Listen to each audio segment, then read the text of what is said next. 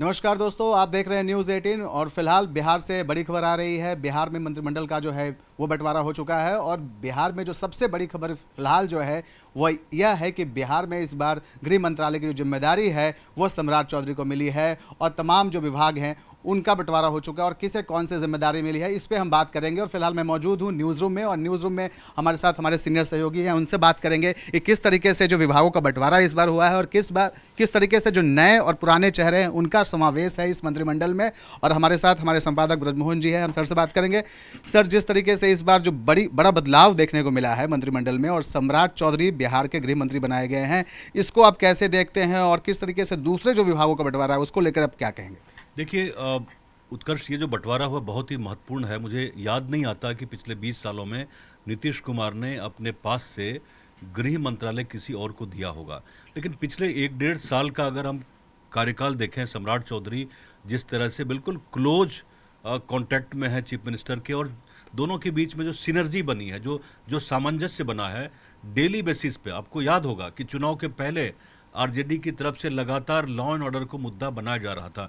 तो निश्चित तौर पे ये मानिए कि बिहार को अगर बेहतर बनाना चाहते हैं, बिहार में चाहते हैं कि उद्योग लगे, बिहार में आप चाहते हैं कि निवेश लगे, तो उसके लिए लोगों के अंदर लॉ एंड ऑर्डर को लेके एक यकीन होना चाहिए, एक ट्रस्ट होना चाहिए कि एक व्यक्ति है जो लॉ एंड ऑर्डर को अच्छी तरह से देख सकता है। और आपको पता है कि विपक्ष आपसे सवाल पूछेगा, विपक्ष नीतीश सरकार से सवाल पूछेगा कि यहाँ क्या हो रहा है, कहाँ क्या हो रहा है। एक एक चीज़ का जो आपने देखा कि चुनाव के पहले से कितना बड़ा मुद्दा था, तो निश्चित तौर पे उस चीज़ को सरकार ने बहुत सख्ती से लिया और बहुत संजीदगी से लिया है, मुझे ऐसा ही लगता है। बिल्कुल। एक बार सर, इस बार देखने को मिल रहा है कि जिस तरीके से वित्त मंत्रालय है जो वो जेडीयू के खाते में गया हो और बड़ी जिम्मेदारी दी गई है, बिहार के सीनियर मंत्री रहे हैं, ऊर्जा विभाग की जिम्मेदारी लंबे समय से संभालते रहे हैं, तो विजेंद्र यादव के पास तो एक, अगर आप देखेंगे, गृह मंत्रालय जो है वो नीतीश कुमार से हटके बीजेपी कोटे में गया और जो वित्त जो बड़ा विभाग है वो जेडीयू कोटे में आया। तो इसे आप कैसे देखते हैं? सीनियर लीडर का कितने अनुभव का लाभ मिलेगा? देखिए, विजेंद्र यादव के पास अनुभव की कोई कमी नहीं है, बिल्कुल सख्त मंत्री हैं और बहुत ही डिसिप्लिन्ड व्यक्ति माने जाते हैं विजेंद्र यादव का। अगर पिछले कई बार का रिकॉर्ड देखें, 8-9 बार तो विधायक रह चुके हैं, इतना लंबा उनका विधायी उनका जीवन है, तो अनुभव की कोई कमी नहीं है। लेकिन जहाँ तक लॉ एंड ऑर्डर की बात है, गृह मंत्रालय की बात आप जब करेंगे, तो उसमें एक ऐसा व्यक्ति चाहिए जो चीज़ों को बहुत ही सख्ती से देखे। और कुल मिला के अगर देखेंगे, ये तो वित्त की चर्चा हो रही थी कि वित्त आखिर किसको मिलेगा, मुझे लग रहा था कि अनुभव को तरजीह दी जाएगी। मुझे लग रहा था कि हो सकता है कि विजय चौधरी को भी जिम्मेदारी दी जाए, लेकिन विजय चौधरी के पास में एक जो महत्वपूर्ण विभाग है, जल संसाधन विभाग, जो अमूमन अब तक जदयू के पास ही रहा है, तो ये भी डिपार्टमेंट उतना ही महत्वपूर्ण है। एक और विभाग की मैं चर्चा करना चाहूँगा, वो है उद्योग विभाग, जिसकी चर्चा होनी चाहिए और जिसकी नज़र उद्योग के ऊपर पूरी दुनिया की नज़र है कि बिहार में नया क्या होता है, बिहार में निवेश के क्षेत्र में क्या होता है। तो उद्योग से, खुद उद्योगपति हैं दिलीप जायसवाल की बात करेंगे, तो जिस तरह का उनका व्यवहार है, लोगों से मिलना जुलना, बातचीत करना, और एक कन्विंसिंग पावर मैं देखता हूं कि दिलीप जायसवाल के पास रहता है कि सबको मिला के चलने वाली उनकी नीति रही है। तो मुझे लगता है कि उद्योग विभाग का फैसला भी ठीक है, हालांकि उनको प्रूव करना पड़ेगा। जब भी हम दिलीप जायसवाल की बात करेंगे तो उनकी तुलना होगी किनसे? शाहनवाज हुसैन से होगी, उनकी तुलना होगी नीतीश मिश्रा से। तो इनको he has to prove himself, निश्चित तौर पे। बिल्कुल। उद्योग की बात करी सर आपने, और जिस तरीके से उद्योग विभाग में बड़ा बदलाव देखने को मिला है, लेकिन एक सवाल इसी विभाग से जुड़ा हुआ है कि उद्योग विभाग जो है वो हर 5 साल के बाद या एक बीच टेन्योर में चेंज कर दिया होता है, और ये एक ऐसा विभाग है जिस पे चर्चा होती है कि भाई बिहार में अब उद्योग लगाने की बारी है। तो क्या लगता है, ये बदलाव की वजह या फिर? देखिए, एक बहुत ही ज़रूरी चीज़ है आज के टाइम में, लॉ एंड ऑर्डर के बाद अगर दूसरा कोई फोकस एरिया है तो मैं वो यकीनन कहता हूँ कि उद्योग विभाग ही है। पूरी दुनिया की नज़र है, जो कॉरपोरेट वर्ल्ड आएगा बिहार में, जो इंडस्ट्रीज़ बिहार में आएगी, जो बड़ी इंडस्ट्रीज यहाँ सेटअप करने के मूड में बिहार में, तो उनसे बातचीत करना और उनसे एक कन्वर्जेंस स्थापित करना, उसके लिए कन्विंसिंग करने वाला एक व्यक्ति चाहिए। तो मैं ये देखता हूँ कि ये जो गुणधर्म है, ये जो चीज़ें हैं, ये दिलीप जायसवाल के अंदर निश्चित तौर पे है और वो सक्सेसफुल होंगे इसमें। बिल्कुल। एक और विभाग, जिस विभाग की हम लोग बात कर रहे हैं, इसमें काफ़ी बदलाव देखने को मिला है। इस बार जो खेल मंत्रालय है वो एक युवा चेहरे के पास, और श्रेयसी सिंह जो पहली बार मंत्री बन के आई हैं, हमारे साथ हमारे सहयोगी अमित भी हैं, हम उनसे बात करेंगे। अमित, श्रेयसी सिंह जो एक ऐसा चेहरा था जिसको लेकर कहा जा रहा था कि इनको मतलब युवा चेहरा और कुछ ऐसा मंत्रालय दिया जाएगा जो कि बिहार में बड़ा काम करने का काम करेंगे, तो क्या लगता है आपको कि खेल और उनको जो मिला है उसमें क्या कुछ बिहार में खेल के क्षेत्र में बड़ा होगा? देखिए, उसका सबसे महत्वपूर्ण यहाँ पे ये है कि श्रेयसी सिंह जो है वो खुद एथलीट है। वो जो है शूटिंग रेंज में उन्हें गोल्ड मेडल हासिल है, और खेल को लेकर के प्रोत्साहित करने की जो नीति रही है वो सडन पिछले, आप याद कीजिएगा कि जब 2024 में वो बजट के बाद भाषण दे रही थी तो खेल पर उन्होंने काफ़ी कुछ कहा था, और खुद मुख्यमंत्री ने मेज़ थपथपाया था। सम्राट चौधरी ने उनकी जो है तारीफ की थी।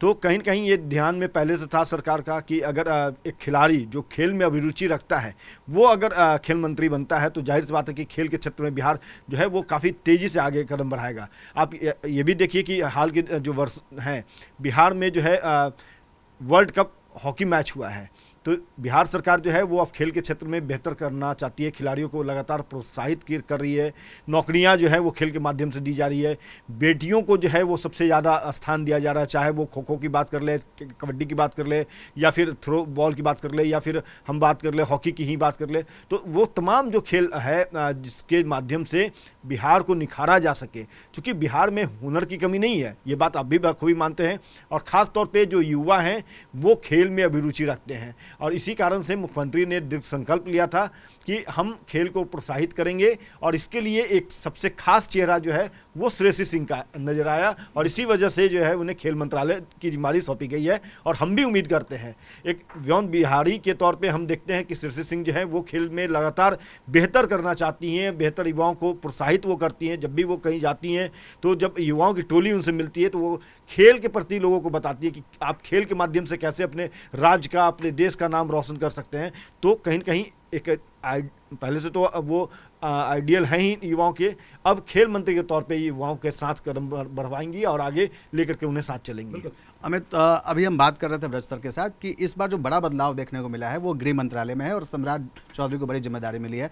आप पुलिस मुख्यालय देखते हैं, आप इस फैसले को कैसे देखते हैं? जैसा सर बता रहे थे कि लॉ एंड ऑर्डर की जो चीज़ है बिहार में बड़ी महत्वपूर्ण चीज़ होती है, और उसको उसमें सम्राट चौधरी को बड़ी जिम्मेदारी दी, तो आप एज ए रिपोर्टर इसको कैसे देखते हैं? क्या लगता है? देखिए, जो बजरंग सर ने जो बातें कही उसमें सबसे महत्वपूर्ण बात यह है कि विपक्ष आपसे सवाल पूछेगा, आपको जवाब देना पड़ेगा, तो जवाबदेही जो है वो दी गई है। इसको इस तरीके से सिर्फ आप मत देखिए उत्कर्ष कि वो जो है अब उन्हें जो है होम डिपार्टमेंट मिल गया है और गृह मंत्रालय जो है वो सम्राट चौधरी संभालेंगे, ये नहीं है। नीतीश कुमार ने उन्हें बड़ी जिम्मेदारी दी है।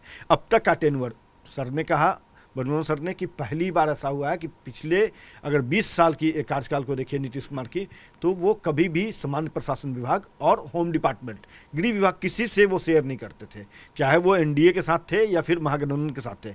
तो कहीं ना कहीं एक भरोसा जो है वो सम्राट चौधरी ने जीता, और उस भरोसे के चलते ये विभाग जो है वो उन्हें सौंपा गया है। और कहीं ना कहीं एक बड़ी जिम्मेदारी, बड़ी चुनौती भी होगी, क्योंकि अधिकारियों को जो है एक तरह से समन्वय बैठा करके अधिकारियों के साथ अपराध पर अंकुश लगाना, अपराध पर नकेल कसवाना, ये एक बड़ी चुनौती है जिसको सम्राट चौधरी को प्रूव करना पड़ेगा। बिल्कुल, बड़ी जिम्मेदारी मिली है और सम्राट चौधरी को अप्रूव करना पड़ेगा। हमारे साथ बीजेपी से एक नेता जुड़े हैं, हमारे न्यूज़ रूम में मौजूद है, शशांक है। शशांक, आप युवा हैं और जिस तरीके से इस बार बड़ा बदलाव देखने को मिला, सम्राट चौधरी को बड़ी जिम्मेदारी मिली है, आप कैसे देखते हैं? बीजेपी के कोटे में यह मंत्रालय गए और सम्राट जी को बड़ी जिम्मेदारी मिली, क्या कहते हैं? देखिए, निश्चित तौर पर आदरणीय सम्राट चौधरी जी ने जैसे ही डिप्टी सीएम पद का शपथ इससे पूर्व की सरकार में ली थी, उस दौरान उन्होंने क्लियर कर दिया था कि अपराधियों की और आपराधिक मानसिकता की बिहार में कहीं भी कोई भी जगह नहीं है।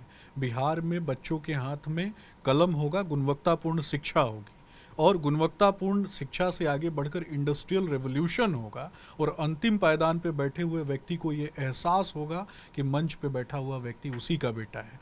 तो आदरणीय डिप्टी सीएम सम्राट चौधरी जी के पास इतना बड़ा पोर्टफोलियो गया क्योंकि आदरणीय मुख्यमंत्री नीतीश कुमार जी ने अपना विश्वास जताया है। आदरणीय मुख्यमंत्री नीतीश कुमार जी के नेतृत्व में जिस तरीके से बिहार संवर्धित हुआ है, बिहार में जिस तरीके से बहनों के हाथ में कलम के साथ साथ बहनें जो हैं उद्योग धंधों में लिप्त हुई हैं, मिथिलांचल की बात कर लीजिए, सीमांचल की बात कर लीजिए, अररिया, किशनगंज, कटिहार, इन सभी क्षेत्रों की बात कर लीजिए, विनिर्माण सेक्टर की बात कर लीजिए, अथवा आप कल्पना कीजिए कि किस तरीके से मखाना इंडस्ट्री को आगे बढ़ाने उद्योग की हम बात कर रहे थे। उद्योग जो विभाग है उसमें एक बड़ी जिम्मेदारी इस बार दिलीप जायसवाल को मिली है। क्या लगता है, वो भी आप ही के कोटे से आते हैं, उद्योग एक ऐसा क्षेत्र है बिहार का जिसमें बहुत काम करने की जरूरत है और कहा जा रहा है कि इस बार उसी में काम होगा, तो वो कितना बदलेगा, क्या लगता है? देखिए, आदरणीय दिलीप जायसवाल जी ने लगातार जो भी मंत्रालय उनके पास रहे वहाँ पे उन्होंने अपने क्वालिटी को बताया, लोगों को बताया, बिहार की जनता को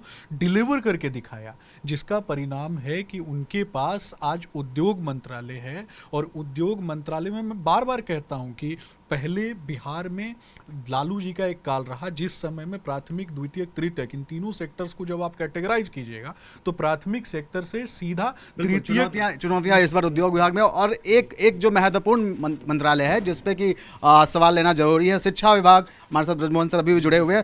सर, शिक्षा विभाग जो है जिसका बजट जो है वो सबसे अधिक होता है बिहार में, उसमें कोई बदलाव नहीं किया गया है, और क्या लगता है बिहार में शिक्षा की स्थिति जो 5 सालों में बदली है और आगे भी बदलने की बात, उसमें कोई बदलाव नहीं है, कैसे देखते हैं आप इसे? ये बहुत बड़ा विभाग है, खास करके शिक्षा, जो बेसिक स्तर पे शिक्षा में इम्प्रूवमेंट हुआ है पिछले कुछ सालों में।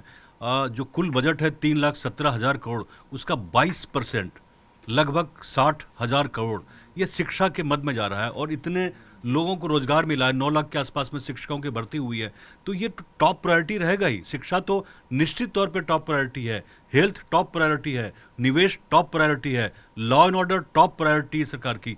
तो ये जो 3-4 विभाग हमने, मंगल पांडे पे फिर से भरोसा रहता है? मंगल पांडे के ऊपर निश्चित तौर पे जिन्होंने काम अच्छा किया उनकी आलोचना भी होती है, मैं ये भी बता दूं, उनकी आलोचना भी होती है, उनके विरोधी बहुत सारे हैं, लेकिन जो अनुभव है स्वास्थ्य विभाग का, सेहत विभाग का, वो उनसे कोई वापस नहीं ले सकता।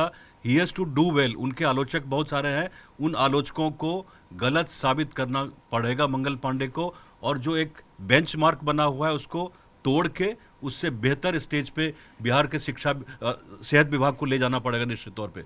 तो बिल्कुल, ये जो तमाम बंटवारे हुए विभागों का जो बंटवारा है उस पर हम बात कर रहे थे, और हमारे साथ न्यूज़ रूम में मौजूद थे हमारे सीनियर साथी और सहयोगी मौजूद थे, और आगे इस जो बंटवारा हुआ इस पे क्या कुछ इस पे विश्लेषण है, तमाम जो अपडेट्स है वो आप न्यूज़ 18 पर देख सकते हैं। फिलहाल इस वीडियो को यहीं पे एंड करते हैं। कैमरा पर्सन अजय दुबे के साथ उत्कर्ष कुमार, न्यूज़ 18 पटना।